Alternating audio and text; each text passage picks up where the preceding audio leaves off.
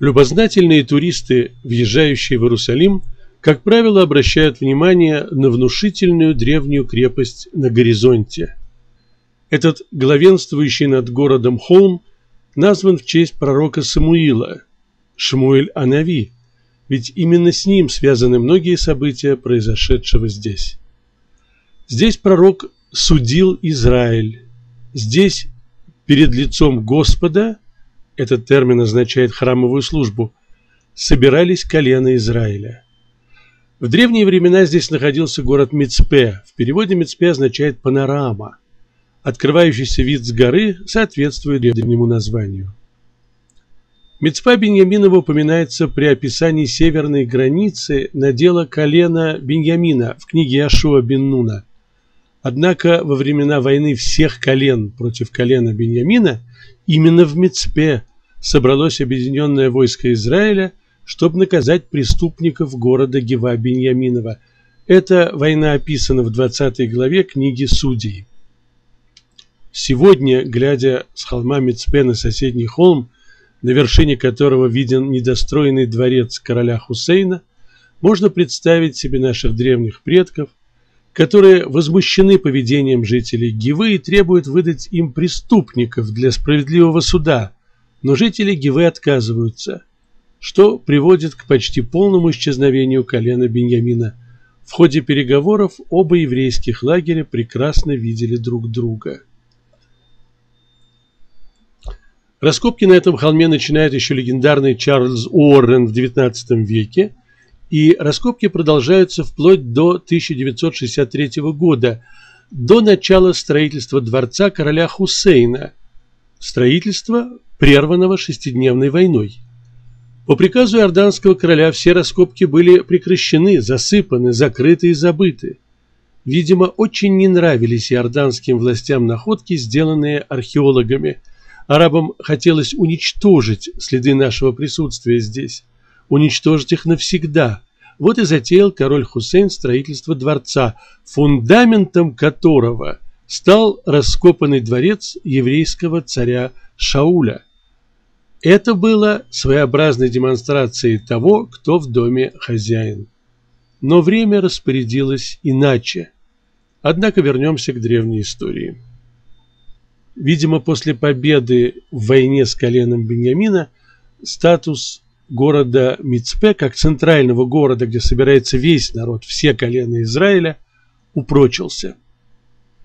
Книга Судей повествует, что израильтяне собрались в Мицпе и перед лицом Господа принесли торжественную клятву. Мицпе был важным городом во времена пророка Шмуэля и одним из центров его деятельности. Выбор первого царя единого царства происходит в Мицпе. Именно здесь пророк Шмуэль показал народу, кого выбрал Бог быть царем над Израилем. «И сказал Шмуэль сыновьям Израиля, так сказал Всевышний Бог Израиля, я вывел Израиль из Египта и спас вас от руки Египта и от руки всех царств, которые притесняли вас.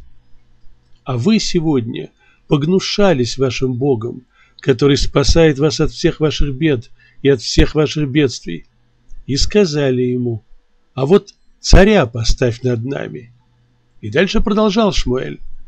«А теперь предстаньте перед Всевышним по своим коленам, по тысячам». И подзывал Шмуэль каждое колено Израиля, и выделил с помощью жребия колено Биньямина, и подозвал колено Биньямина по семействам, и выделил семейство Аматри, и выделил из него Шауля, сына Киша, и стали его искать, и не нашли. И спросили еще раз Всевышнего, что это за человек. И сказал Всевышний, вот он прячется среди вещей. Комментаторы объясняют, что Шауль спрятался в кладовой, где люди оставляли свои вещи.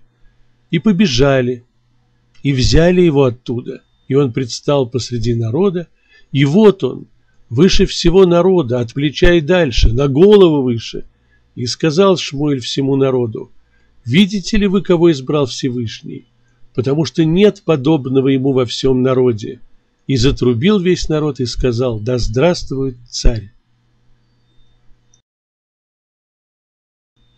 Видимо, событие происходит у источника, который и тогда, и сегодня использовался как природная миква, как бассейн для ритуальных омовений. Источник находился вне города, на склоне. Первый царь Израиля Шауль делает столицей свой родной город Гива, который после уничтожения и разрушения во время войны с Беньямином практически был стерт с лица земли, что подтверждают и раскопки, проводившиеся на этом месте. Однако Гива недолго остается столицей. С приходом к власти Давида столицей объединенного Израиля становится только что отвоеванный у Иевусеев Иерусалим. Известно, что в те времена здесь, в Мицпе, над Гивоном, вероятно, находился медный жертвенник для жертвоприношений, построенный еще в Синайской пустыне во времена Моше. Высота, или на иврите бама для жертвенника, существует и сегодня. Крестоносцы, видимо, знавшие о святости этого места, не разрушили и не уничтожили ее, несмотря на то, что превратили защитный ров вокруг крепости в каменоломню.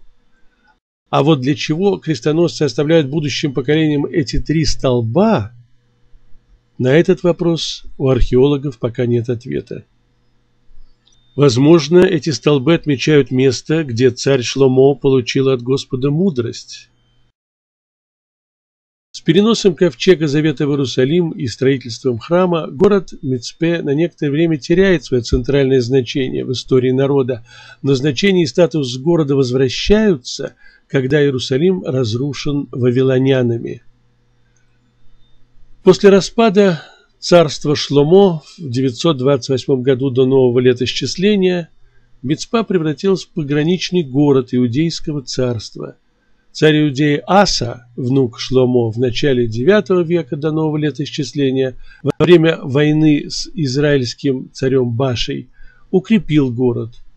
После завоевания Иерусалима Навуходоносором Мицпа стала резиденцией вавилонского наместника Иудеи Гдалии бен Ахикама.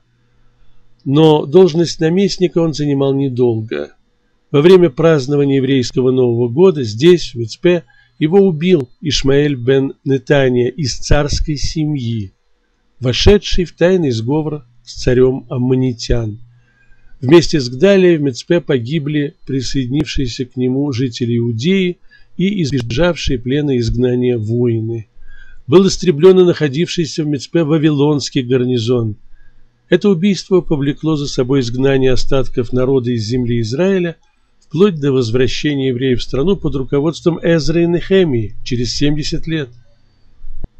В районе захоронения обнаружена коллекция керамики израильского периода, десятки печатей, на одной из которых надпись «Язанияху, слуга царя». Вероятно, военачальник, служивший при Гдалии бен Ахикаме в Мицпе и убитый вместе с ним здесь же. В эпоху возвращения евреев из вавилонского плена Мицпа становится большим городом, центром провинции. Территория его была густо населена, некоторые здания были двухэтажными. Численность городского населения оценивается в ту пору в 1000 жителей. В этой же Мицпе Иуда Маккавей собрал силы перед сражением с Георгием. Иерусалим осквернен, захвачен, а здесь, в Мицпа, евреи собрались на молитву, так как раньше Мицпа была местом молитвы для Израиля. Иуда Маккавей выигрывает сражение.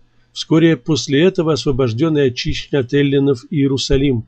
В храме восстанавливаются богослужения, а Мицпа остается святым городом на подступах к Иерусалиму. Арабское название Наби Самуэль, что означает в переводе «могила пророка Самуила», пророка Шмуэля, сохранила до нас память о древних событиях, происходивших на этой горе и подтвержденных археологией. А что же сегодня? Уникальность средневековой крепости на вершине горы в том, что она является и мечетью, и синагогой одновременно. Евреи и мусульмане входят в одну дверь. Судя по всему, мирное существование налицо.